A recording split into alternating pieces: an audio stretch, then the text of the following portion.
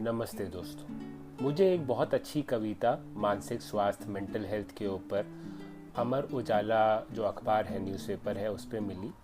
तो मैंने सोचा कि आपके साथ शेयर करना चाहता हूँ। इससे आपको इंसाइट, इन्फॉर्मेशन, नॉलेज तो मिलेगी ही, साथ में आपको मोटिवेशन भी मिलेगा। कविता का नाम है एक कविता मानसिक स्वास्थ्य के लिए, और इनको लिखा गया है डॉक्टर नितनेम सिंह सोडी, लखनऊ, उत्तर प्रदेश से। तो इससे इस कविता को शुरू करते हैं। जिंदगी की हर परिस्थिति को तू अच्छा बुरा कहता जाता है। क्या अच्छा है क्या बुरा है ये तू कैसे बतलाता है। उम्मीदें पूरी हो तो अच्छा, उम्मीद टूटे तो हो बुरा। ये इंसान ये बता तू उम्मीदें कहाँ से लाता है। पैदा हुए बच्चे को कुछ कहा ही समझ आता है। ये समाज जैसे ढाले वो बच्चा वैसे ही ढल जाता है।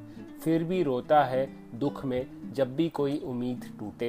हे इंसान ये बता तू उम्मीदें कहाँ से लाता है। ये जो पूरी जो पंक्तियाँ है उसमें हमारे बिलीव्स के ऊपर, ये शुरू के 2 पैराग्राफ्स है, तो उसमें बिलीव्स के ऊपर हमें बोला गया है कि हम बिलीव्स कहाँ से लाते हैं, हम अपनी जो उम्मीदें हैं, होप्स कहाँ से लाते हैं। तो बेसिकली इसमें हमारा जो वो होता है कि हम बाहर से जो हमारे सोशल इन्वायरमेंट है, कल्चर इन्वायरमेंट है, जो हम सीखते हैं, वो बहुत ही इम्पैक्ट करता है हमें।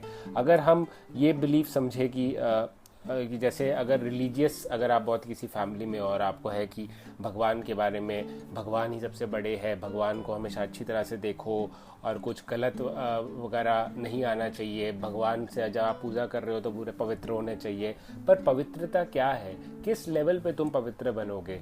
या फॉर एग्जांपल कंटामिनेशन ओसीडी में होता है कि हाथ गंदा है, तो गंदगी किस लेवल। कई लोग होते हैं जो इतना ज़्यादा हाथ नहीं धोते हैं, वो खाना भी बाहर से आए ऐसे खा लेते हैं, उनको फील नहीं होता है।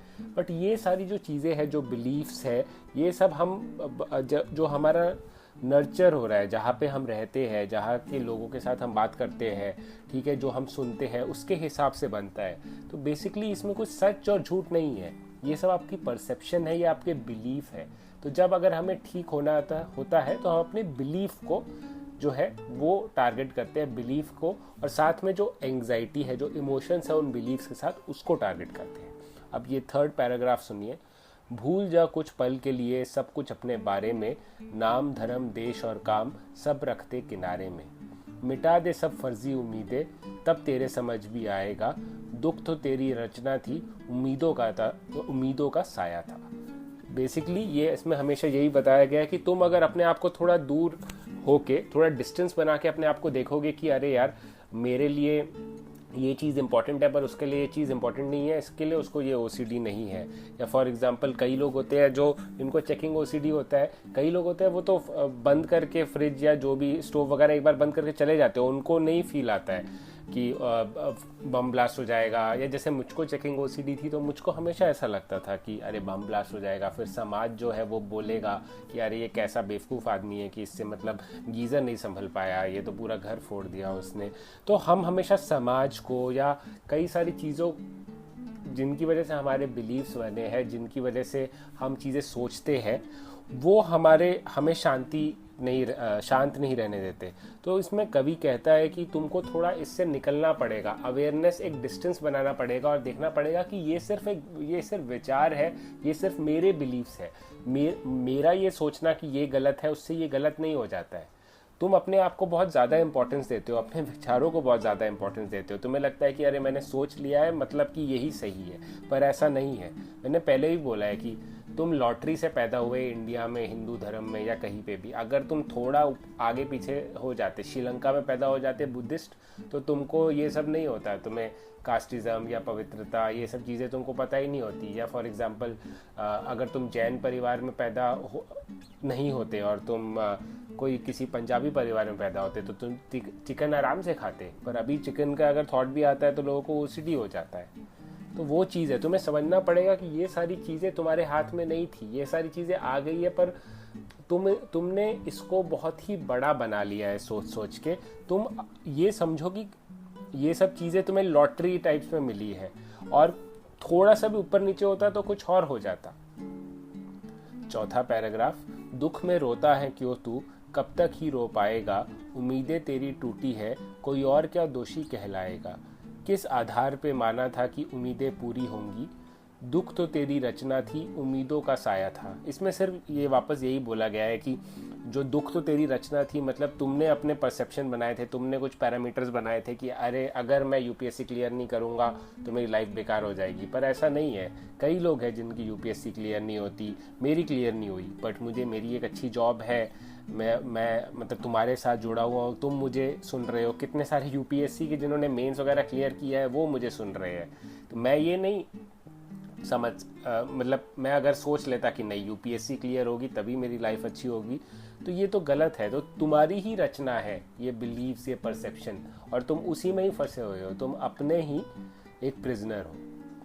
बर्बाद, 5th पैराग्राफ, बर्बाद कर रहा समय अभी भी तू फालतू विचारों में, समय बहता है रेत की तरह उंगलियों बीच दरारों से। आ जा वापस वर्तमान में, अब भविष्य अभी बनाना है, जीवन तो वर्तमान ही होगा, भूत भविष्य तो विचार माया है। अभी वापस इसमें ये ओसीडी पेशेंट्स के लिए बहुत इंपॉर्टेंट पैराग्राफ है कि विचार जो है वो आते हैं तुम्हें, इसका मतलब ये नहीं है कि वो सच है और वो इम्पोर्टेंट है। फालतू विचार बहुत आते हैं, तो फालतू विचारों को जैसे क्रिकेट में ऑफ साइड की बॉल को छोड़ देते हैं वैसे लेट गो करना सीखो। नहीं तो तुम अपने ही विचारों के नशे में, अपने ही मन में ही जीवन व्यतीत कर रहे हो, जीवन जी रहे हो।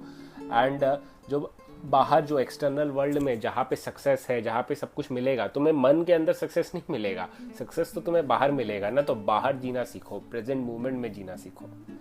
6th पैराग्राफ, आजा वर्तमान में और अपना भविष्य तराश, बाकी सब व्यर्थ है, विचारों से नहीं पलता परिवार।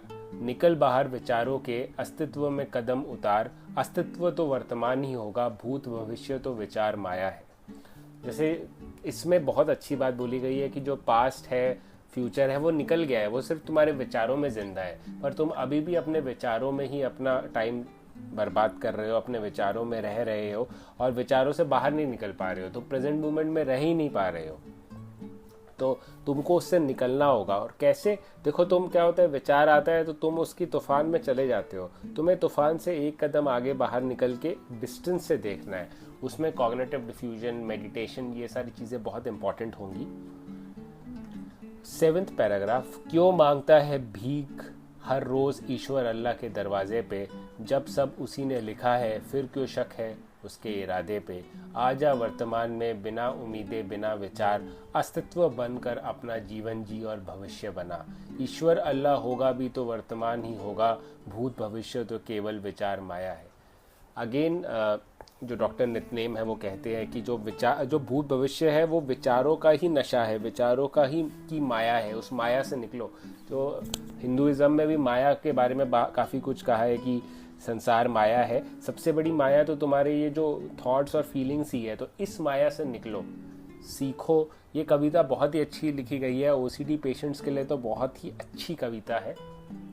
ठीक है, तो ये आप समझिए इसको वापस। आप मतलब मैं इसका लिंक भी नीचे डाल दूंगा, आप वो देखिए, बहुत ही ज़रूरी है। एंड आप इस पोएम से सीखें कि आप अपनी विचारों की माया में फंसे हुए हो। विचारों की वो माया है, वो दलदल है, वो अंदर जाओगे तो फंसोगे ही। तो दलदल में क्या होता है कि लड़ना नहीं होता है, बस फ्लोट करो, खुद ऊपर आ जाओगे।